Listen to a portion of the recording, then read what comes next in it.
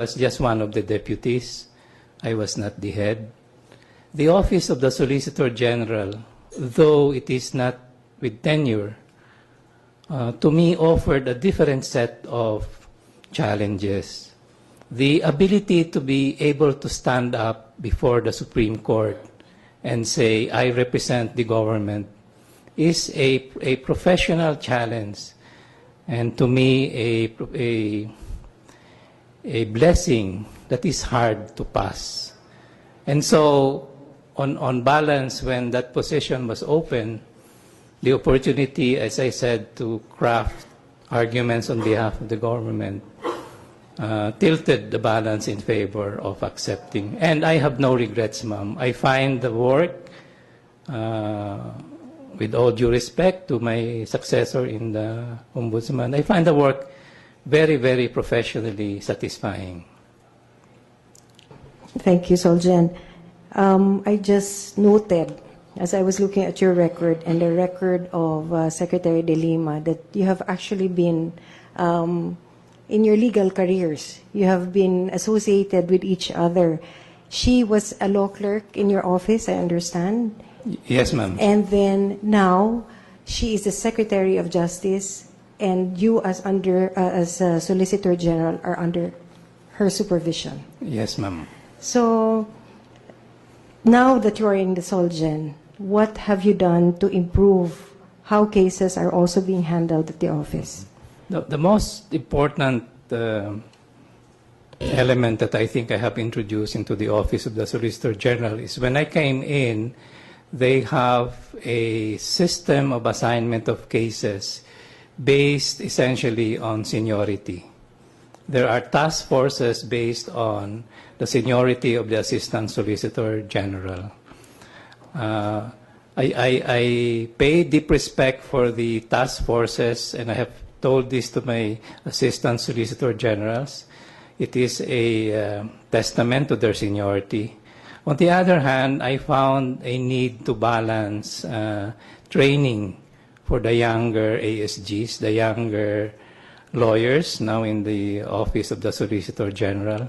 And I am very proud that I have started to put the matter or the issue on the table. I am engaging my ASGs in a conversation about how we can essentially open up opportunities for the younger lawyers, at the same time, without disturbing too much the status quo. So this is a very professionally satisfying work, because when I get to the objective of making the assignment of cases more spread, and giving everybody the more opportunity, that will be a signal achievement, I think, on my part, Madam.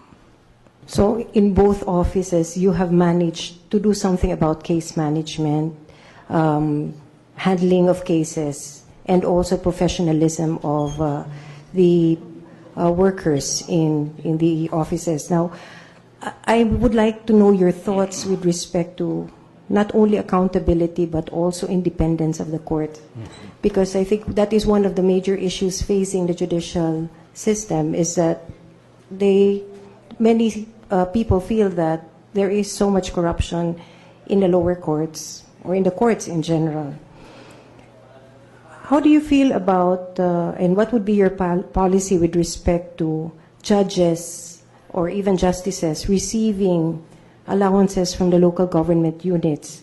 Do you believe that this should be stopped so that they can maintain their independence? I have a similar issue in the office of the OSG, because there are also allowances from agencies. My thoughts, Madam, are that probably there's a middle way, because indeed additional income to government employees, wherever they are, OSG or the courts, is a welcome development. It is in the distribution of the allowances. So probably in the OSG, we have put on the table the matter of giving the allowances as a pot, or into the pot, so that there is no ascribed person or ASG involved. In this way, it would be an institutional or it is an inconstitutional contribution, if you may, of a government agency or of, in the case of probably our judges, the LGUs, so that we do not attribute the extra allowance as to go personally to a particular judge, so that that particular judge will feel a debt of political gratitude to the occupants of the local government, Madam. Would you set a ceiling to how much they may accept? Probably because, again, we, just like in the OSG, we have issues with the COA. We have existing regulations, basically, I think, if I'm not mistaken, not more than 50% of base pay.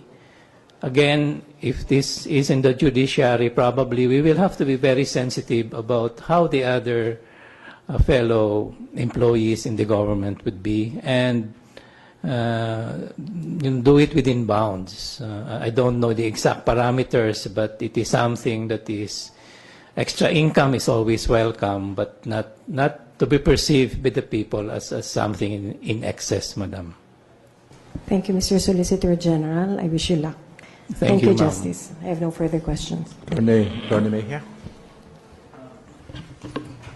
Thank you, Justice Peralta. Good afternoon, Soljan Jardeleza. Good afternoon, sir. Tinitingnan ko po yung mga comments kanina. Naalala ko na naman yung request na gumamit ng Tagalog. So siguro Tagalog-English po yung paraan ng pagtatanong ko sa inyo, if you don't mind. Nakita ko rin po marami kayong kasama rito galing sa Solicitor General's Office. Parang marami pong malulungkot kapag na-appoint kayo na Chief Justice. Tumatawa sila. This will be your third transfer, if at all po, because you were appointed as Deputy Ombudsman and then as Solicitor General. How do you think your quick transfer has has made an impact on the office that you left or you will be leaving? I would like to think, sir, that I spent 7 months at the office of the Ombudsman. As I have explained briefly, every moment of it, I try to do my best. And as I have said, I am very proud that I started some new things there on filtering. And for a lawyer to work with other lawyers, the opportunity to touch the lives of other people is always so satisfying. And in the process, you also get to know them and you are made a better person. So my 7 months in the Ombudsman has made me a better person, and I believe has prepared me. I think even as I had left the institution, I had given some contribution. I could have done more. And it is the same feeling that I have at the OSG. It is a great institution, great lawyers. I am surprised by the quality of the lawyers now. We have, I can say honestly, we probably can match the quality of the hiring of the private big firms. I try to manage by consensus, but and I've learned so much about dealing this time with peers, especially my ASGs. But if I get onto a higher calling, again, I will be so lucky that I have touched lives, and similarly, they would have prepared me to be a better person. Halimbawa po, nahirang na kayo bilang Chief Justice and it's your first day, first opportunity to talk to the other members of the Supreme Court. What will you be telling them in that first meeting? Kung pala rin po, the first thing I will do will be to probably call all the members of the court and have a conversation about how blessed I would be to be with them. Very conscious that many of them are older than me. Very conscious that I have never been a judge, and assuring them that kung pala rin po, I will do my work with all humility, learn from them, just like in the other two government offices where I